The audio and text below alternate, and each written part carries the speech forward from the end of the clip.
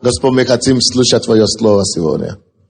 И мы просим, чтобы Ты проговорил нам, чтобы Ты научил нас. Мы делаем шаг назад, и мы говорим, Господь, Ты возьми полный контроль над этим служением сегодня.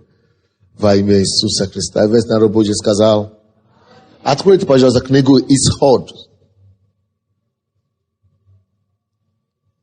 Исход.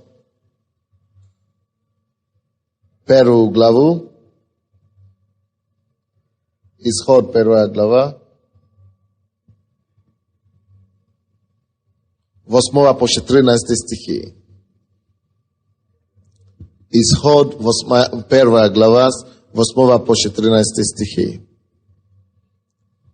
И восстал в Египте новый царь, который не знал Иосифа. И сказал народу своему, вот народ сынов Израилевых многочислен и сильнее нас. Перехитрим же его, чтобы он не размножался. Иначе, когда случится война, соединится и он с нашими неприятелями и вооружится против нас, и выйдет из земли нашей. И поставили над ним начальников работ, чтобы изнуряли его тяжкими работами. И он построил фараону Пифом и Рамсес, города для запасов. Но чем более изнуряли его, тем более он умножался, и тем более возрастал, так что опасались сынов Израилевых. И потому египтяне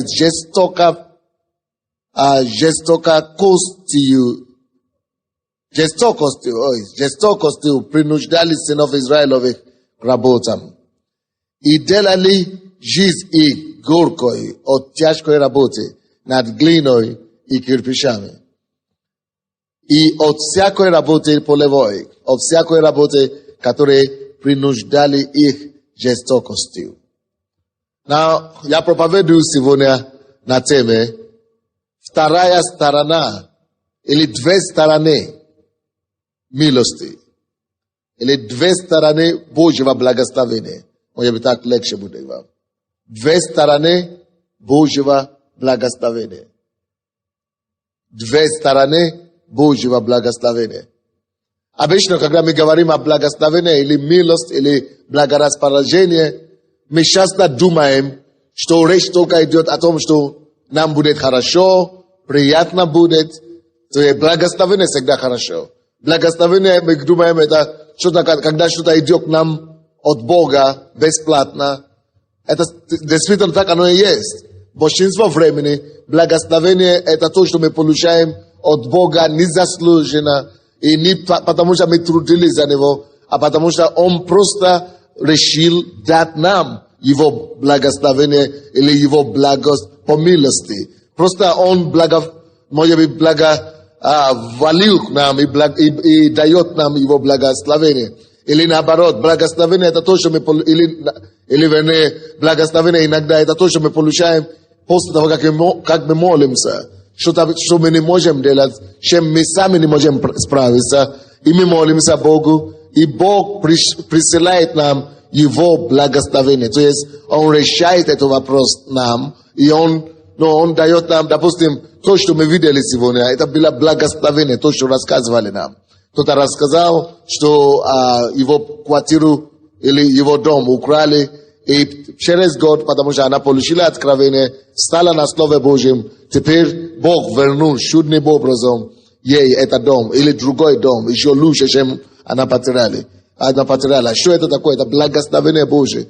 Другая девушка говорила еще о чем? О том, что она была в депрессии, она не могла ничего делать. И тут она уже нормально, уже жить. Раньше не хотела жить, но Бог благословил ее. И теперь она учит жить, теперь она даже имеет свой бизнес, делает сделку, и она сделку, она зарабатывает на эти сделки. Что это такое? Это благословение. Даже само спасение, это есть благословение. Когда мы получили спасение с вами, наши грехи были прощены, нам стало легче на сердце, мы познали путь жизни, нам теперь ясно, что есть добро, что есть зло. Мы получили благословение спасения. Благословение мы получаем каждый день. То, что Бог хранит и защищает нас, что мы не попали куда-то. И мы каждый день мы живем, и машина не сбила нас, да? Мы не попали в аварию. Нас не убили случайно или умышленно. Да, есть Божье благословение. Защита – это Божье благословение, да? Это благоволение Бога на нас. И мы можем все, даже то, что мы дышим, вы поймете, что это благословение, когда вы пойдете в в больницу скорой помощи.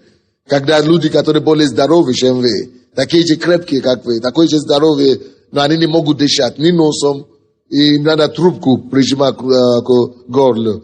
Вы начнете понять, что это Божье, я не лучше их, но это Бог благословил меня здоровьем. Бог благословляет нас тем, что мы даже можем жить. Это Божье благословение. Кто-то думает, что это я такой, потому что я такой сильный. Это я такой, потому что я такой умный. Но слушай, поедь, пожалуйста, на Павлова, посмотри.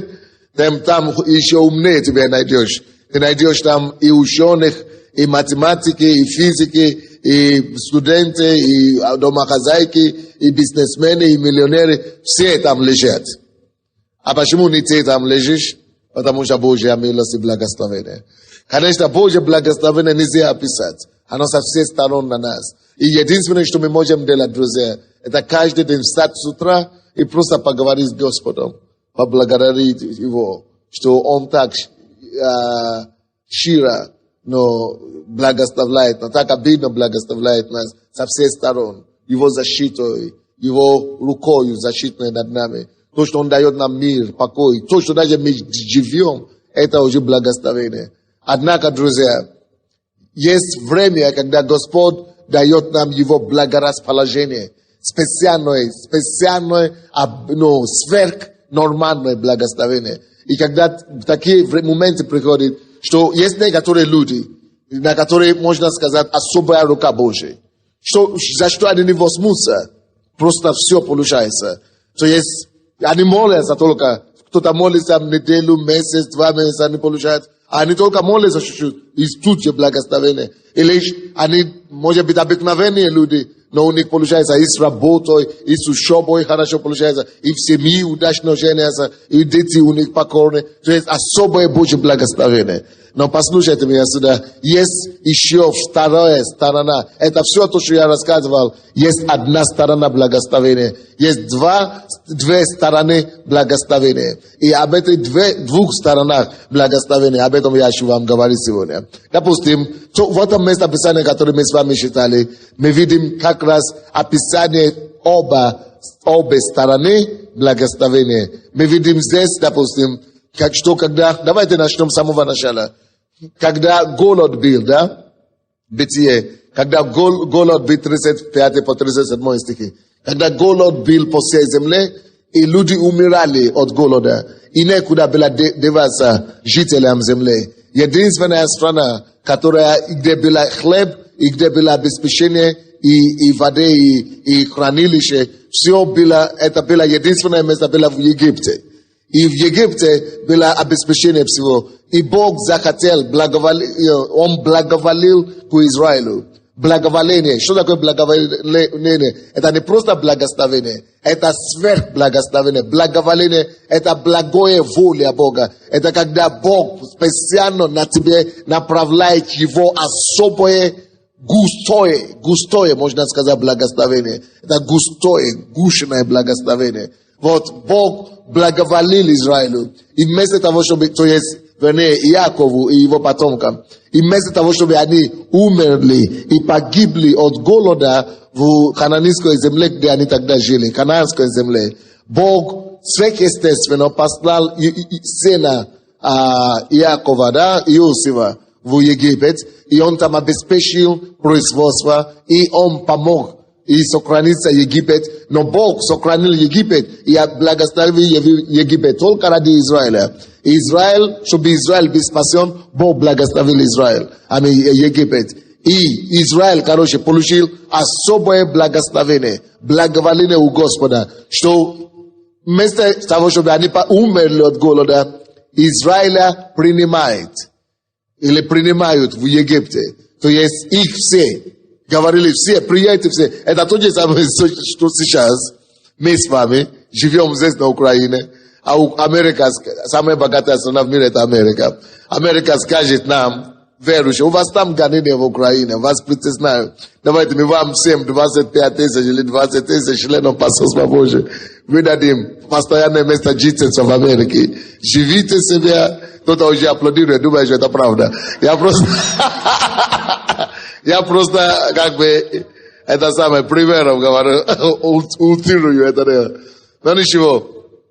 Короче, если бы это случилось, это как называется особое благословение, правда?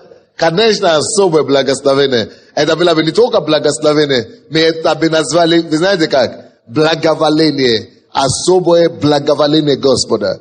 Благоволение. Это Божье благоволение было бы. Вот то же самое случилось с Египтом. Их собрали все, со всеми родственниками, со всеми вещами их. Им дали землю в Египте, дали всем обеспечение, дали все деньги, которые нужно. И говорите, живите себя на здоровье. Вам ничего не надо делать. Живите и распространяйте. То есть Божье благословение, это то, что заставляет чужого человека, может быть, даже который к тебе не имел отношения, но Божье благословение заставляет тебе его, вернее, обратить на тебя внимание. Божье благоволение – это то, что принуждает другого человека полюбить тебя. И вроде бы ты ничего не делал особо. И вроде бы ничего ты даже не заслуживаешь. Никак этим. Но вот просто этому человеку хочется тебе делать добро. Это называется Божье благоволение. Тебя принимают хорошо. Тебя благословляют. Тебя поощряют. Тебя берут за руку. Тебя любят. И ты думаешь, за что мне это все? А потому что Божье благоволение на тебе. Мы все нуждаемся в Божье благоволение или нет? Я говорю, мы все нуждаемся в Божье благоволение или нет? Абсолютно, мы все нуждаемся в Божье благоволение. Вот, и благоволение было на Израиле. И благодаря этому благоволению они не погибли от голода, но они были приняты в Египте. И им было обеспечено все то, что надо. Но с этим благословением была еще и другая сторона. Есть другая сторона всякой медали. Есть другая сторона благословения, есть другая сторона благоволения. Потому что именно из-за того, что их приняли в Египет жить и обстроиться, и им было обеспечено все условия, именно оттуда и пошло, что и Израиль стал рабом. И они вот таким же образом попали в рабство. Мы теперь говорим об освобождении и о том, как Бог вывел Израиля из Египта. Как они попали вообще в этот Египет? Через благословение.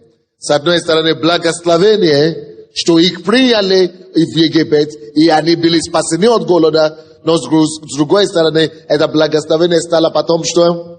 Рабством. Это потом стало рабством. Допустим, здесь в этом местописании, которое мы с вами читали, давайте мы прочтем еще раз. 10 стиха, или с какого я там читал? 8, да? И восстал в Египте новый царь, который не знал Иосифа. То есть, с одной стороны, когда тот царь был жив, который знал Иосифа, который знал, как они попали туда, все было хорошо. Но как только что уже много царей, много поколений прошло, и уже другой царь пришел, который вообще не знал Иосифа, который не знал историю, они начали бояться их. Они знали, что вот это иностранцы здесь. И что они говорят? Вот 9 стих. И сказал народу своему, который не знал, и говорит, вот народ сынов Израилевых. Он видит их как вражда, он видит их как врага, он видит их как чужой народ. Среди нас растет, и еще сильнее и богаче нас, многочисленнее, 9 стих, и сильнее нас. Это как евреи, тоже сейчас, в бывший Советский Союз. Все знали, что евреи проникли. Почему русские ненавидят евреев? Почему русские, и украинцы тоже гнали антисемитизм? Потому что мы считали, что евреи, они везде лазут, они всеми берут, они всех захватывают, но они вообще, эти евреи, как бы избавиться от них. Вот то же самая ситуация была в Египте тогда. Это то же самое евреи были. И эти евреи, они были там, но если бы теперь, допустим, те, которые сейчас изгоняют эти евреи, если бы они ушли бы ту пользу и благо, которые евреи принесли изначально, мы бы их так не гнали. Это то же самое, как немцы. Вы знаете, их все на Поволжье повели, да, и выгнали отовсюду и лишили всего. Немцы, русские немцы. Но если бы учесть, как они пришли сюда, они же пришли сюда именно помочь, именно как специалисты, их предки. Вот то же самое и было с Израилем. Вот, и здесь они уже забили эту историю, или помнят, но теперь они боятся за свое будущее. И Египет начал бояться за свое будущее. И что говорит царь, который не знал этого всего, который не знал Иосифа? Он говорит, 9 стих. Вот народ сынов Израиловых, многочислен и сильнее нас. 10 стих. Перехитрим же его, чтобы он не размножался. С одной стороны, 9 стих. Обратите внимание, почему гонение начался на Израиль. Он говорил, мы будем что-то делать об Израиле, потому что они сильнее и многочисленнее нас. Они уже стали намного большой, настолько сильные, что скоро они начнут контролировать наше государство. Скоро они начнут управлять нами. И поэтому мы должны начинать гайку им закручивать. Мы должны начинать их просто уничтожить потихонечку. Теперь мой вопрос к вам. Кто сделал Израиля чужие люди? Это чужой народ, в чужой земле. И они приехали вообще без ничего. Теперь в чужой народ Бог сделал их не только сильные финансово, сильные со всех направлений. Бог укрепил их и сделал их сильным, а потом Бог еще сделал их многочисленным. Кто это сделал? Бог или сами? Как вы считаете? Это благословение или не благословение? Это Бог, конечно, благословил их, сделал их сильным и сделал их многочисленным. Это то, что мы все хотим. Кто из вас бы хотел, чтобы Бог укрепил его? Чтобы Бог его сделал сильным финансово. Чтобы Бог его сделал сильным в обществе, в этом обществе. Чтобы Господь укрепил ваши телы. Кто бы хотел это? Конечно, я бы хотел это. Я бы хотел, чтобы Бог сделал нас сильным во всех фронтах. И как церковь, и как индивидуум. Но слушайте, друзья, сюда. Это есть благословение. И действительно, Бог это даст нам, потому что мы служим Ему. Он говорит, вы будете главой, а не хвостом. Вы будете первым, а не последним. Если вы будете служить мне, если вы будете послушаться моему слову, я сделаю так, что вы станете высокой на земле. Вы станете великой на земле. Вы станете великим народом и многочисленным народом. И никто не сможет стать против вас. Божье обещание это было не только нам сейчас, оно было и Израилю. И благодаря этому обетованию Израиль стал таким сильным и могущественным в свое время. И благодаря этому же обещанию мы верующим, Бог сейчас тоже говорит, точно как я укрепил Израиля, точно так же, как я благословил Израиля, я каждого из вас, если вы будете слушаться мне и верно служить мне, я каждого из вас подниму, и я укреплю вас, и я сделаю вас великой на земле, и я сделаю вас, чтобы вы были главой, а не хвостом, чтобы вы были первой, а не последним. Я укреплю вас и сделаю вас сильным. Это обетование, если оно не состоится в твоем поколении, оно обязательно состоится в поколении твоих детей. Если ты верно будешь служить Господу. Now, теперь слушайте, это есть благословение Господа. Но также мы с вами должны на вторую сторону этого медали. Со всяким благословением приходит испытание, экзамен, гонение. Допустим, Бог сделал их сильнее, и все враги сразу это увидели. Как только что фараон заметил, что они становятся сильнее его и его народа, это вот благословение стало поводом для того, чтобы начинать замышлять зло против них же. Но Бог, а где же Бог в это время? Мы сейчас думаем с вами, что если Бог благословляет меня, что никаких врагов уже не будет. Привет. Добре пожаловал в реальность. Бог в курсе всего об этом всем. Но это не остановит его, чтобы тебя не благословить. И если ты скажешь, из-за того, что я боюсь, что меня начнут завидовать, и из-за того, что я боюсь, и я переживаю, что меня начнут все ненавидеть, если я стану успешным, поэтому я лучше не стану успешным, я лучше буду бомжом. Разве ты бы хотел так? Нет, лучше, пускай завидуют, но лучше, чтобы я был благословлен. Правильно? Лучше, чтобы пускай завидуют, пускай атакуют, пускай что отец говорят, но лучше я буду благословлен. Правильно говорю? Точно с Израилем. Бог тот же самый принимает решение. Он знает, что если он тебя благословит, если он тебя сделает сильным, если он тебя сделает великим, если он тебя сделает многочисленным, что будут люди, будут неприятности тоже. Это называется вторая сторона благословения или вторая сторона благоволения. Вторая сторона в том, что всякий успех вызывает определенное негодование с какой-то угля. Всякий успех, всякое благословение, всякую силу, которую Бог тебе будет давать, оно будет вызывать атаки. Оно будет вызывать противостояние. И оно будет вызывать даже зависть и ненависть с кое-каких сторон. И даже если люди тебя не заметят, не замечают, если люди даже не захотят на тебя реагировать, то дьявол обязательно их обратит внимание. Дьявол среагирует и будет обязательно какие-то поганости делать против тебя. Вы слушаете меня или нет?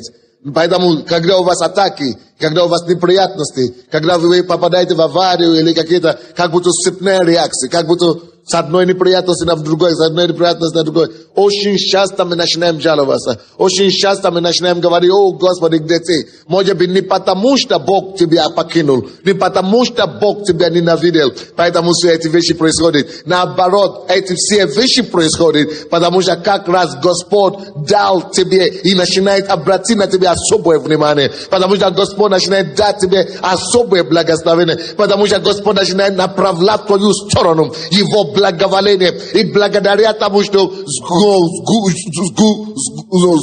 сгущается благословение на твой адрес. И потому что особая рука Божья приходит на тебя. Поэтому все гонения, все неприятности, они начинают идти на тебя. Не потому что ты плохой, не потому что ты что-то делаешь неправильно, не потому что ты не такой, не то. Это потому что как раз Божье время благословить тебя пришло. И тебе не надо начинать проклинать Бога, не надо начинать жаловаться. Тебе надо как раз начинать говорить: о, Господи, я благодарю Тебя, потому что за этими гонениями я вижу Твое благословение. За этими неприятностями я вижу Твое благоволение. Я знаю, что Ты за меня, поэтому эти все неприятности со всех сторон идет на меня. И я верю Тебе, Господь, что Твои благословения, они намного сильнее, чем всякие атаки, чем всякие неприятности, которые дьявол пытается загонять меня. Я буду делаться сильнее и многочисленнее. Аллилуйя.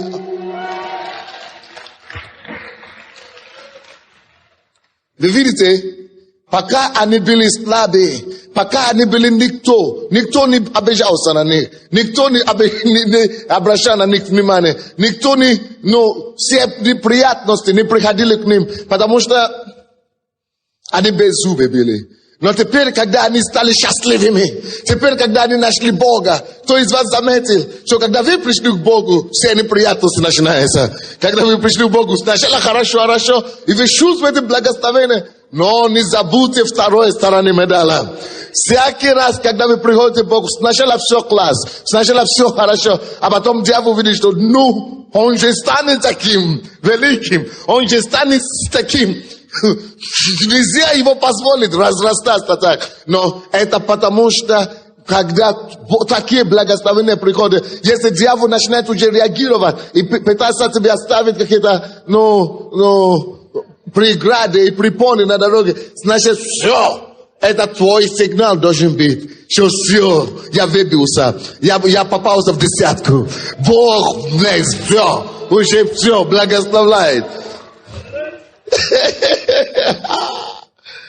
Братья и сестры, в этом городе, в этой стране есть десятки церквей. В Киеве 800 церквей, говорят. Вот, сам Скашу сказал, да? Или кто сказал? 800 церквей, говорят. И протестантский 250, вот как бы. Или сколько-то там. 500 протестантских церквей. И вы знаете, что вы думаете, почему именно на нас такие неприятности? Потому что Господь укрепил нас. Потому что Господь сделал нас сильными. Потому что Господь сделал нас многочисленными. Потому что Его благоволение на нас. Некоторые наши пасторы, они мне сказали недавно, что после того, как мы вышли на этот марш, их директора вызывают их и говорят, мы повышаем аренду на 2 раза.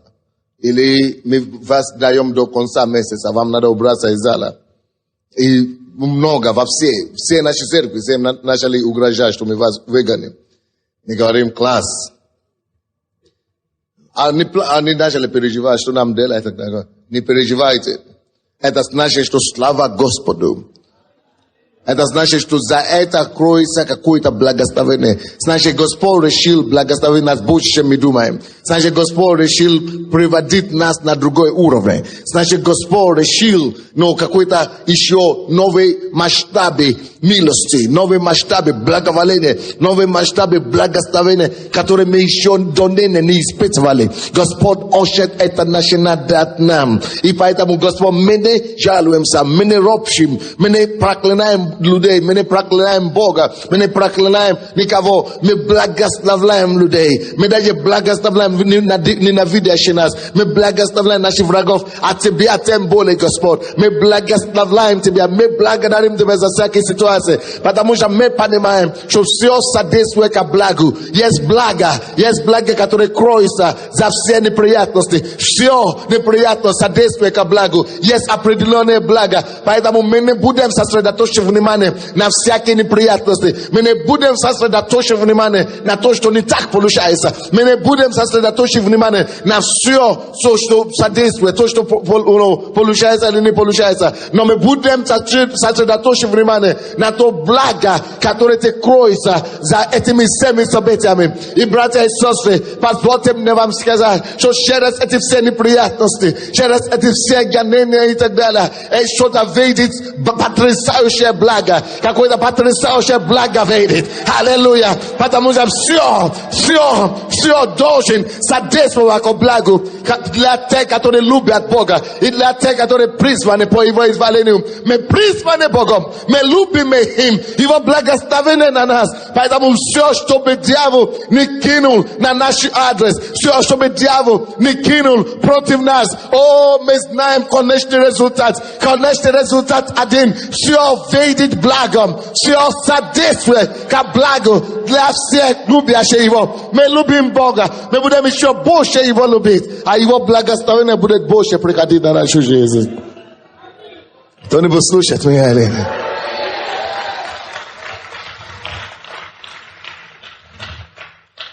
Две стороны благословения. Очень часто просто многие люди из-за непонимания, они не понимают эти вещи. Они думают, если у меня это не получилось, значит, наверное, Бог меня не любит. Наоборот, очнись. Ты что, не видишь, что я вижу? Все содействует ко благу. Не видишь, что благо, что кроется какое-то благо за этим, или что ли? Все содействует ко благу.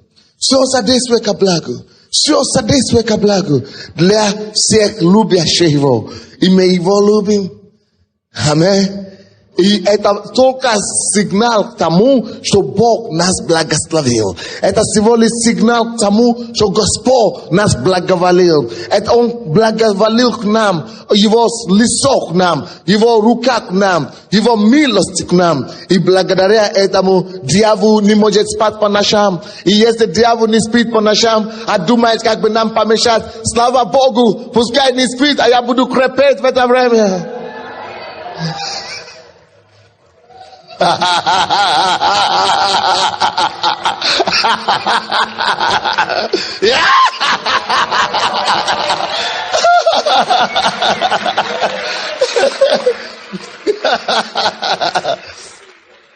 Он помешает, что поделать, чтобы еще что-то плохое делать. Что поделать, чтобы его опять где-то зацепить? Что поделать, чтобы... А я торжествую. Благодарю Бога за все. Аминь. Так что перестаньте роптать. Перестаньте роптать на мужа. Перестаньте роптать на детей. Перестаньте роптать на эти ситуации. Перестаньте роптать на эти все проблемы, которые у вас не получаются. Все хорошо. Ваша жизнь в контроле у Господа. То, что вам надо, это видеть. Это осознать. И видеть руку Божию. Не надо видеть то, что дьявол делает. Давайте будем сосредоточены на то, что Бог делает. Он говорит, фараон созвал все его помощников и говорит, нам надо похитрить их, нам надо перехитрить, нам надо замышлять что-то, чтобы уничтожить, нам надо их остановить. Он сборище собирает, он собирает советников, чтобы нам помешать нас уничтожить. Хорошо, пускай работает, но в это время написано, это он решил делать, потому что сам он признает, что Бог сделал нас сильнее его. Братья и сестры, если враг от тебя атакует, это только потому, что ты силен. Порой мы сами даже не знаем, насколько мы сильны.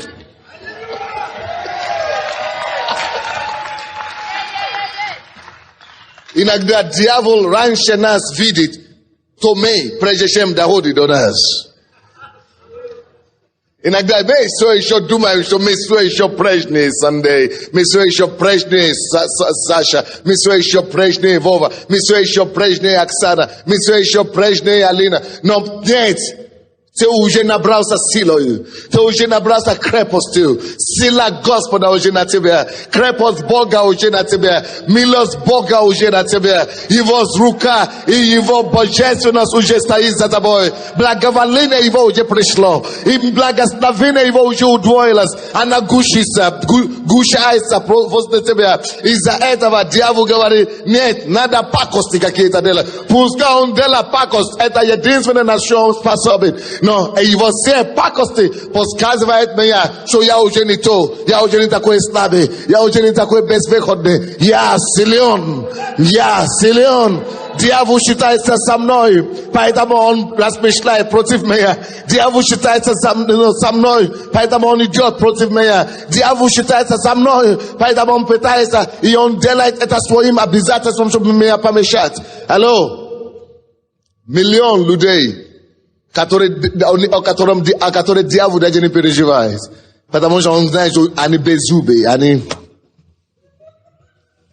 А ты его беспокоит. Потому что Бог тебя благословил. Аминь. Две стороны благословения. Как это узнать? Всякий раз, когда вы видите, что с одной стороны, были ли у вас такие ситуации, когда ты видишь, что я ничего не понимаю? С одной стороны, я вижу, что хорошо мне, что Бог со мной. Я вижу, что вроде бы Божье благословение со мной. Но вот, а это почему? А это за что? А это неприятность откуда? Но с одной стороны, я вижу, что он помогает. Я же молюсь, он отвечает. Я вижу, что он... С одной стороны, все хорошо. А вот почему здесь еще плохо?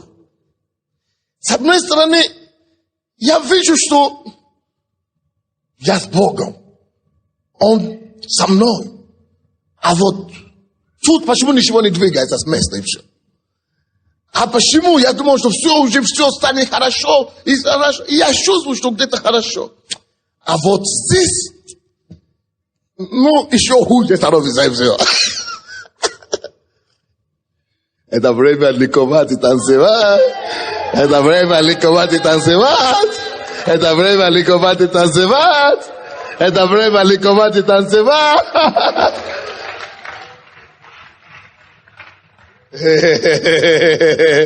Потому что это называется две стороны благословения.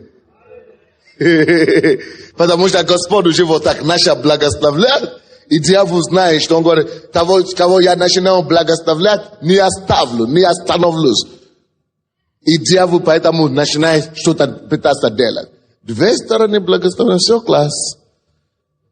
Может быть, ты только что женился. И думал, пока ты еще с ней не начал жить, думал, она, ну, то, что надо. Это сдалека то, что надо. А как только что начинаешь жить, какие-то глаза начинают открываться на действительности другие. И ты начинаешь думать, не понял. Вроде бы с одной стороны, то, что надо, да? А с другой стороны, совсем то, что не надо. Молодец. Молодец, значит. Значит, то, что надо, все. Если этого не будет, значит, это не от Бога.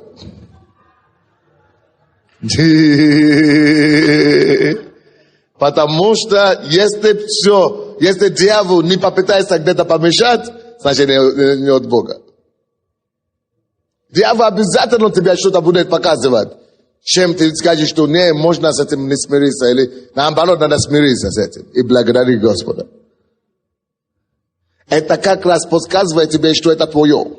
Это как раз тебе подсказывает, что это благословение. Это как раз тебе подсказывает о том, что все. Раз дьявол уже мне так, знаешь, такие показывает, значит все, это моя. И это мой. Не надо наезжать на мужа или наезжать на жену. Ты тогда работаешь для дьявола. На руку сатаны все это. Кто-нибудь слушает меня или нет?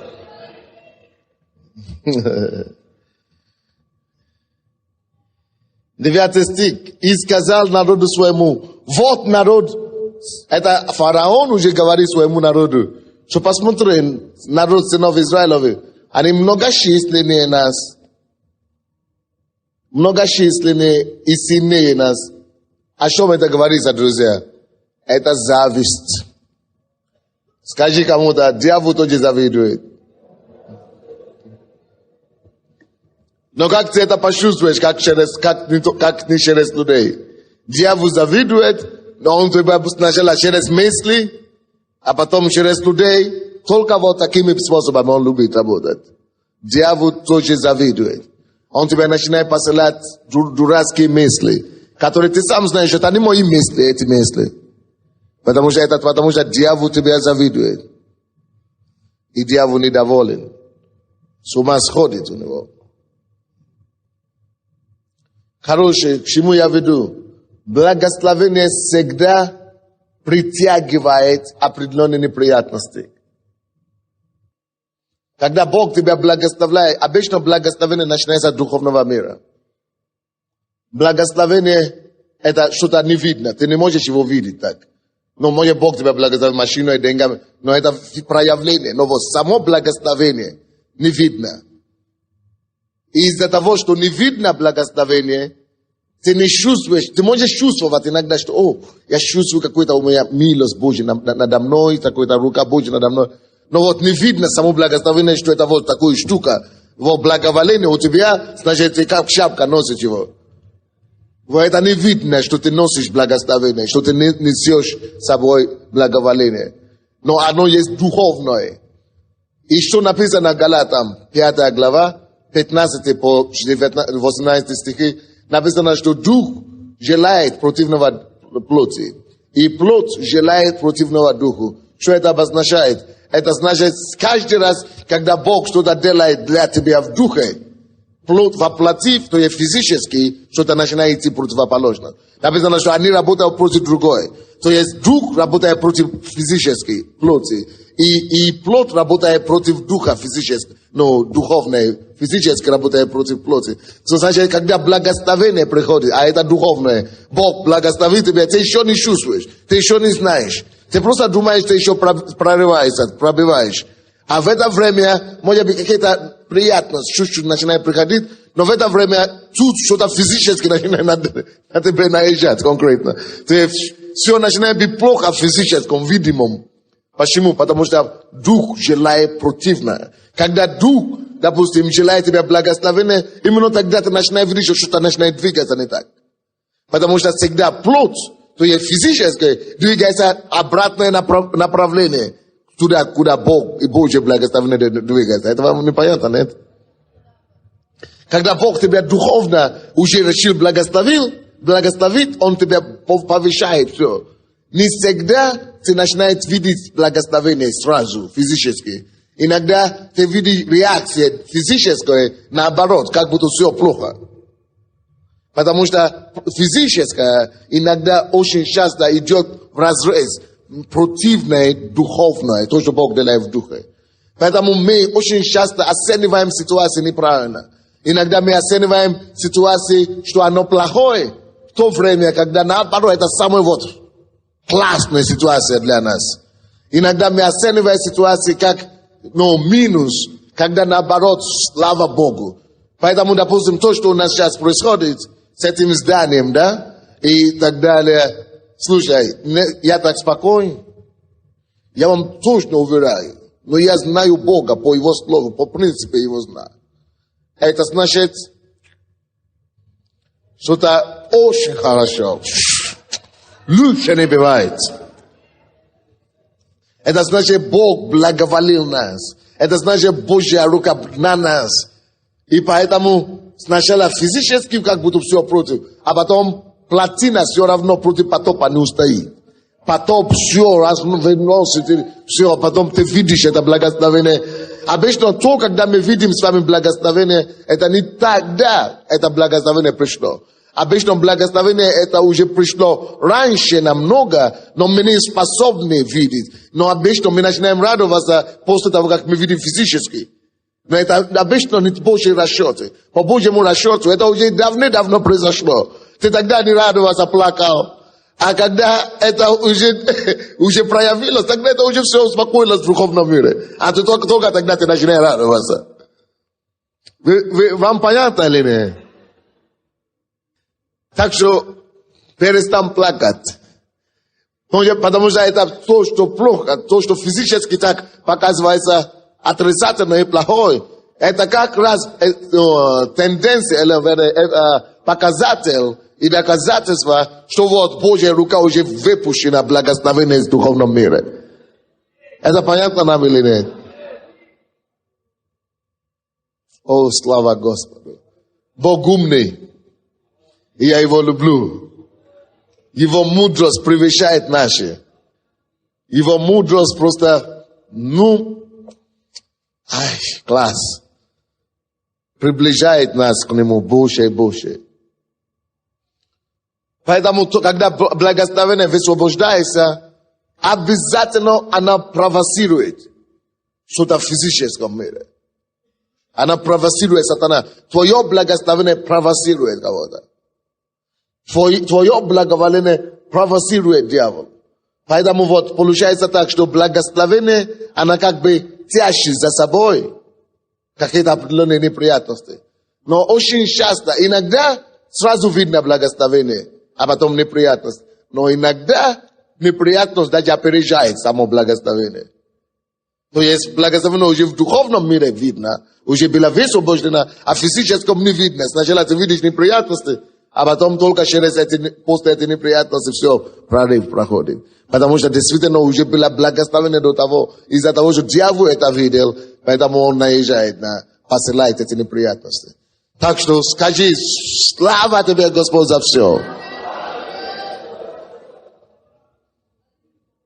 Скажи, Иисус, я обожаю тебя. Что ты на моей стороне. Ты защищаешь мой интерес. Это класс, когда мы начинаем понимать Бога. Это так здорово. Господь, мы обожаем Тебя. Мы любим Тебя, Господь. Мы благодарим за то, что Ты делаешь. 7 стих, посмотрите. Исход, 1 глава, 7 стих. А сыны Израиловы расплодились и размножились. Сыны Израиловы что делали? Расплодились и размножились. И возросли и усилились чрезвычайно. И наполнилась ими земля та. И после этого, вы знаете, что 10-11 стихи. Дьявол или фараон начал говорить, перехитрим же его, чтобы он не размножался. Видите? Почему у дьявола начинает подниматься программа перехитрить? То есть давай начнем забивать его, давай начнем мешать, давай начнем, то есть палку на колеса ставить. Почему? Чтобы он не размножался, потому что он видит твое благословение и не может его выдержать. Поэтому нам с вами нужно, братья и сестры, быть сильными в Боге. Не говорить, потому что все хорошо, что ты расслабишься. Будь ближе к Богу. Молись все равно, ищи Бога все равно. Чтобы всякие планы сатаны против тебя могли обернуться постоянно благословение. Он говорит, перехитрим же его, чтобы он не размножался, иначе, когда случится война, соединится и он с нашими неприятелями и вооружится против нас и выйдет из земли нашей. То есть они переживают физически, это логически, это как логически они размышляют, если по-физически смотреть, они умно размышляют. Но они не знают, что тут это не просто какой-то очередной народ. Тут народ, с которым Бог. Тут народ, за который Бог.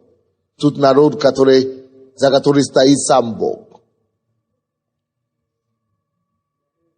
Постоянно мне говорят, мы знаем, кто за вами стоит. 5 лет или 6 лет тому назад говорили, за вами стоит ЦРУ американский. Вас прислали сюда, потому что, да, так говорят, ЦРУ стоит за вами. Потому что неграм там нечего делать, и прислали их сюда, чтобы, потому что наша страна опущена экономически, опустили нас специально, а вас там, чтобы не гнать, вас прислали сюда. Если вы знали, как некоторые негры там живут, мы ничего. Они прислали вас сюда, чтобы выполнить задание ЦРУ, главный штаб-квартиры. А потом, наверное, я не знаю, наверное, выяснили, что это все равно по-дурацки звучит. Что это уже не то, придумали другое. В моем районе, Жетнове, я делать вид на жительство, они говорят, 3 раза мы подготавливали бумагу на выдворение его из страны, и куда-то эти бумаги исчезли. И это сам мэр, говорит, района, потому что он пошел, он баллотировался, и пошел на собрание, где пасторы собрались и говорят, он не желает иметь в нашем районе. 3 раза, послушайте, мы знаем, кто из него стоит. Это российская секретная служба стоит за ним. Российская уже теперь. Это уже не американская, это уже российская. Он говорит, мы это выяснили, потому что только Россия может посадить людей среди моей команды, чтобы вытаскать, и уничтожить мое письмо, которое мы готовили на его выдворение. Чтобы 3 раза пропали бумаги, не может быть. Это Россия стоит. Это КГБ России стоит. А потом уже сейчас перед маршем, который у нас было в прошлый раз, они говорят, мы знаем, кто за него стоит. Это депутаты за него стоят. Это фракции, это кто-то, это, короче, ерунду какую-то. Что хотят, говорят. Только они любят смотреть только на физическое, но видимое. Они не хотят признать, что есть, хорошо, допустим, Бог. Давайте хотя бы, допустим, представим себе, что если вдруг Бог. Они даже не хотят это осознать. Конечно, Бог стоит за нами. И это самая главная крыша. Аминь. Аминь. Это то же самое, что будет с тобой, с вами. И здесь это то, что было с Израилем. Они, конечно, думали хорошо, что им надо защищать свою страну и так далее. Но вас никто не может превратить в изгоя, потому что Бог за вас. Может быть, кто-то делает свою политику, но вы не можете стать жертвой этой. Бог не позволит нам стать жертвой. Аминь. Ой, чудный Бог. Мы любим Тебя, Господь.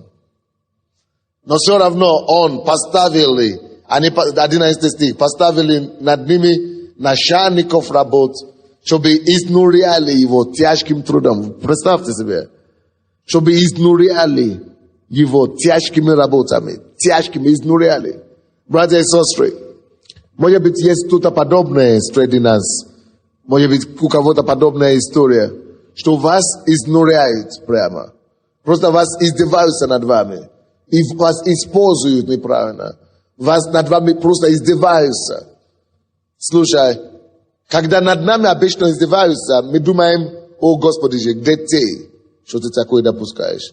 Но где Бог? Он же это что, не видит. Я же верующий, где ты, Господь, что ты позволяешь, чтобы такое с нами случилось? Вот, как раз Бог, видя это, видел, как изнуряли, издевались над ними. А Бог, они плакали, наверное. А Бог в это время говорил, но вы, если бы вы плачете, что вас изнуряют, издеваются над вами, если бы вы поняли, почему. Это же вас только с вами так поступаю, потому что я-то уже вас благословил. Они-то это знают, а вы не знаете это. Непонятно. Какой-то начальник вас изнуряет, какой-то начальник или какой-то директор, или какой-то ГАИ, или какой-то там МВД, какой-то налоговый, вас издеваются над вами, изнуряют вас, гонят вас и наезжают на вас. И вы думаете, о Господи, разорят нас сейчас, Господи, где детей, почему ты нас не жалеешь? А Бог говорит, слушай, он еще и жалуется. Он не знает, что почему эти начали его давить, только потому что вот я тебе уже настолько благословил. Уже густое мое благословение над твоей головой. И из-за этого, того, что эти люди это знают и это чувствуют, ощущают на себе, поэтому они не могут себя никуда девать. Поэтому и начинают тебя притеснять. А тебе надо было говорить, Господь, я благодарю тебя, что ты больше еще меня благословишь. Еще больше сделай меня сильнее. Еще больше размножишь меня. Еще больше расширить мои границы. И это тоже Бог сделал. Бог, наоборот, размножал их, распространял их. Они возросли и усилились через случайно. И наполнились ими земля-то. Оказывается, что это Божье следующее благословение Господь приготовит для них. Если бы Бог не позволил, чтобы их притеснили вот так, слушайте внимательно. Если бы Бог не позволил, чтобы их гнали и их изнурили, Бог позволил это. И знаете почему? Потому что Господь готовит для них выхода из рабства. Вы не поняли? Если бы это не случилось, они бы до завтра остались рабом в Египте. Бог позволил, чтобы это случилось, чтобы это изнурили их, чтобы притеснили их, чтобы они могли взываться к Господу за избавление. И чтобы Бог мог прийти и явить казни над Египтом и этим самым освободить их. Если бы это притеснение не было бы свободы. Некоторым из вас надо начинать благодарить Господа за ваших врагов. Потому что если бы не ваши враги, которые притеснили вас, если бы ваши враги не притеснили и не изнуряли вас, вы бы не дошли до того места, которое Господь Бог приготовил для вас. Поэтому слава Богу, что вас гонят. Потому что если бы вас кто-то не бил сзади, вас не бы вытолкнули к вашей победе. Вас бы не вытолкнули к вашей судьбе. Вас бы не вытолкнули к вашей победе. Но благодаря тому, что есть кто-то, кто против вас. Благодаря тому, что есть кто-то, кто борется постоянно против вас. Вы можете стать и стать сильнее и крепкие. Тем больше, братья и сестры, тяжесть, тем больше сопротивление, тем больше мышцы растут. И твои мышцы духовные бы не росли. Ты бы не стал никем духовно. Многие из нас бы не состоялись как служители. Многие из нас бы не выдержали в этом злом мире. Но Бог специально позволяет некоторые неприятности. Бог специально закрывает в которое время его уши на эти молитвы твои, чтобы он не делал, чтобы он не ответил вовремя. Он задерживает эту молитву. Он задерживает свой ответ. Потому что если бы он ответил сейчас, тебе просто остался тебе остался омлетовый верующий. омлет такой, ты не никакой, абсолютно. То есть тебе никогда не выросли твои мускулы, тебе не стал верующим, тебе не стал таким твердым, который Господь тебя хотел видеть. И тебе не преисполнил то призвание, ради которого Он тебя привел. Тебе просто был не мясо, не рыба, не мясо, не рыба, и тебе никакой не был. Но Бог поэтому сказал, нет, лучше, чтобы я его не ответил сейчас молитву. Лучше, чтобы я подождал. Пускай он растет, пускай он набирает силу, пускай он набирает мускулы. И когда он уже станет совершенно крепким, и когда он больше не сомневается во мне, и когда он знает, что я уже решил его вопросы, когда он уже верой во мне утвердился, тогда я решу все, когда он даже уже за это уже не переживает. Поэтому слава Богу за твои неприятности. Благодаря них ты укрепляешься. Благодаря них ты идешь вперед. Благодаря них ты не сдаешься. Благодаря них ты еще ищешь Бога. Благодаря них ты дойдешь до неба. Потому что без них ты бы уже отпал. И дьявол бы уже обладал тобой. И уже бы издевался над тобой. Поэтому, алло! Ищи Бога подальше. И пускай будет больше неприятностей и больше врагов. Тем больше их будет, тем сильнее мы становимся. И тем больше Божья рука и благословение будет размножаться над нами. Аллилуйя. Мы не сдаемся, мы поднимаемся. Аллилуйя. Мы не уступаем. Мы, Господь, идем вперед. Мы люди победы. И эта победа обеспечена нам, потому что мы продолжаем двигаться вперед верою Господа Бога, что мы дети благословения. Он говорит, я благословляющий вас. Я проклинающий вас. Мы есть дети благословения. Он наша благословляет нас, и Он не остановит, пока Его благословение не достигнет совершенства. Аллилуйя. Пока Он нас не сделает славой на земле. Дай Богу славу.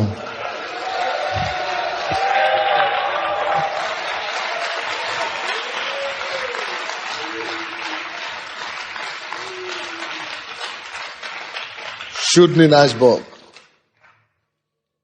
Чудный наш Бог. Я думаю, что вы примерно вы поняли, о чем я пытался сказать. Давайте станем на ноги. Поднимите ваши руки и поблагодарите Господа за все ситуации в вашей жизни. За все ситуации. За все ситуации. Давайте поблагодарим Его. За все ситуации. Мы благодарим Тебя, Господь, за все ситуации в нашей жизни. Мы благодарим Тебя, Господи, за наших врагов. Мы не проклинаем врагов, мы благословляем врагов. Мы благодарим Тебя, Господь, за то, что Твое благословение на нас. Братья, начните благодарить Его за Его благословение. Начните благодарить Его за Его благоволение к вам. Благодарение. Даже ваши неприятности сейчас, это благодаря тому, что Он вас уже благословил. Даже то, о чем вы сомневаетесь, это потому, что Бог вас уже благословил. То, почему у вас атака, то, почему у вас неприятности, это потому, что Божья рука над вами. Это потому, что Бог уже благословил вас. И Он не отступит от этого. Он не отступит от этого. Начни благодарить за благословение. Невидимые и видимые. Начни благодарить Его за все. Он тебя уже благословил. Он тебя уже благословил. Magaria Magosaka, Igeremo Kosemondaka Bakazea. Мы благодарим Тебя за благословениями, которые кроются за этими всеми событиями, за этими всеми проблемами. Мы благодарим Тебя, потому что все содействует ко благу. Все, что происходит в твоей жизни, оно содействует ко благу. Все неприятности сегодняшнего дня, оно содействует ко благу. Все содействует, все содействует, все содействует ко благу. Благодари Бога за Его благость. Благодари Бога за Его благость. Благодари Господа за Его благость, церковь.